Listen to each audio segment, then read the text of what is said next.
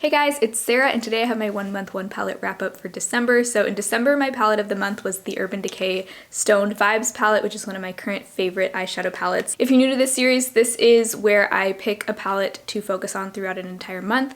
Try to get as much use out of it as I can. Depending on how old the palette is, I may try to hit pan on some shades, but since this palette was pretty new to my collection, I wasn't really trying to hit pan on anything. But with this one, the main goal is for me to just use it. Since I love it so much, I wanted to just give myself permission to use it as much as I possibly could. So I am going to give you a wrap up on this palette, and I'll show a progress photo from the beginning of the month to now, and also share some of the looks that I created with it. I have actually decided to take a break from the 1 month 1 palette series for now.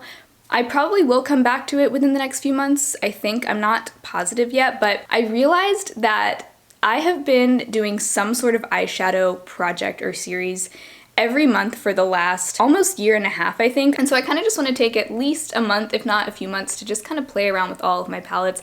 I did just get the Aether Rose Quartz palette for Christmas, and I also have the ABH Sultry palette on the way. So I want to give myself permission to just use those new palettes a ton and also play with everything. I do think that I will be doing an eyeshadow palette declutter at some point in the first few months of 2021.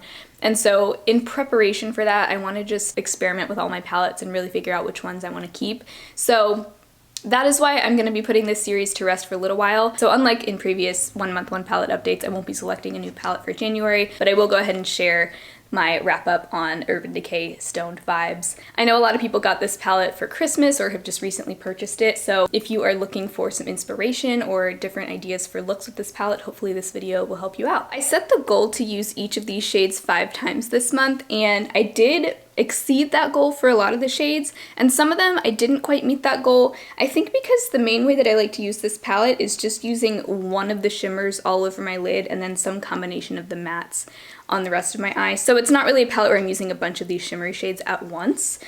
So I think that is why I didn't quite meet my goal. But the shade that I used by far the most times was the shade Good Karma. That is the matte cream shade in here. I use that as a brow bone highlight, or sometimes I'll use it to just blend out the shades in my crease to help kind of blur things. So that shade I used 19 times. And then the next most used shade was Antidote, the matte peach. I love that shade. Such a useful shade for me.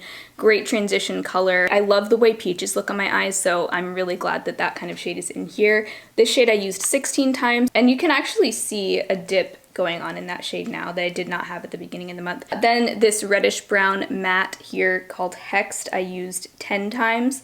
So those 3 mattes were by far my most used shades. The shimmer shade that I used the most was Vibes. That's this light rosy lavender. I love that color. One of the looks that I did this month, I just used that all over my lid. That was pretty much the only shade I used. I think I just used that and Good Karma. That was the look that I did in my first weekly vlog of Vlogmas for like my birthday makeup look, and super simple, but that is one of my favorite ways to use this palette, is just that shade all over the lid and just kind of blend it up into my crease. And then the shade Tiger's Eye I used 7 times. I love that shade. It is so dimensional and gorgeous. It is very duochrome-y, so pretty and unique. I love that just all over my lid. My least used shades were actually these 4 right here. That was Jade, Opal Aura, Bloodstone, and Oho. I only used each of those twice, mainly because they're just very unique shades. They're gorgeous shades. I love all 4 of them, but they're just not the kind of shades that I use every day. They're more kind of like pops of color to me in this palette, but I love those. One of my favorite looks was with the shade Bloodstone all of my lid. It's just like a grungy greenish red duochrome, and then Antidote and Hexed, those 2 mattes in my crease. There were a few days where I used this palette alongside another palette in my collection. One of those pairings was with Urban Decay Naked Honey, which is a palette that I have not been getting a lot of use out of for some reason ever since I bought it, but that turned out to be a really pretty look. I actually did that palette bingo style. I didn't film it, but I did randomly pick Naked Honey for my collection, and then I randomly chose 5 shades from this palette and that palette, and I loved the way it turned out. I ended up using Oho, the royal blue shimmer, all over my lid, and I had the really yellowy gold shade from Naked Honey in my inner corner, and then a few of the mattes from Naked Honey in my crease. But I love Oho all over my lid. It's definitely not an everyday look for me. It's quite dramatic, but that is such a pretty shade. And I love that it has a really strong blue base, but once it's blended onto your eye,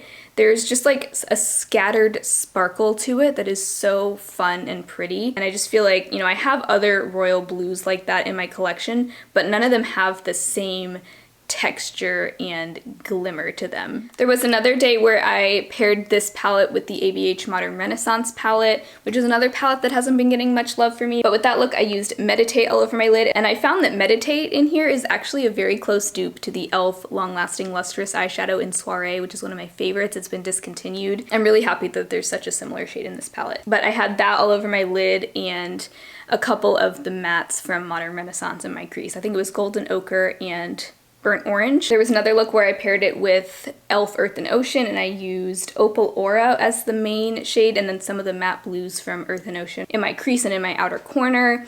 I also paired it with Norvina, my ABH Norvina palette. I was really trying to get use out of some of those other palettes that I felt like I hadn't used in a while, and I love how this palette, you can pretty much pair this palette with any other palette in your collection if you want to use like some other different colored mattes, and just one of these is a pop on the lid. But with Norvina, I just used Vibes on my lid, and mainly the matte pink from Norvina in my crease. Really pretty. That would be a great like Valentine's Day kind of look. Oh, and the look I have on my eyes today, I paired this palette with the Aether Beauty Rose Quartz palette. Ever since I got that one a few days ago, I've just been wanting to play with it so much. But the main shade from here that I have on my eyes is Raw Energy. That's the shade that I have all over my lid, and I love that shade. It's like a dusty purpley silver.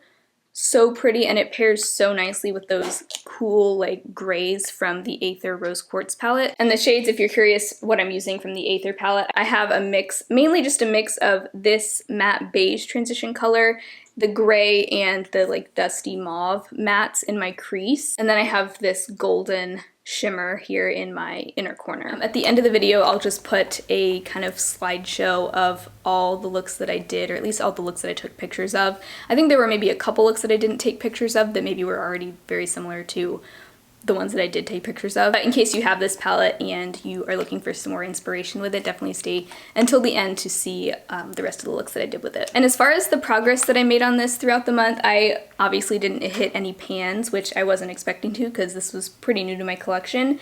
But I do have a lot of dips going on now, especially with the shade Antidote and Good Karma. I can see a lot of wear in all of the shades now, which is really nice. It's nice to know that this has been very well loved already. And all of the shimmers have a pretty significant dip to them. There's even some that I think that I may be close to hitting pan on. Like I've said before, this shimmer formula is kind of similar to like the ColourPop Super Shock shadow. They're kind of squishy and cushiony.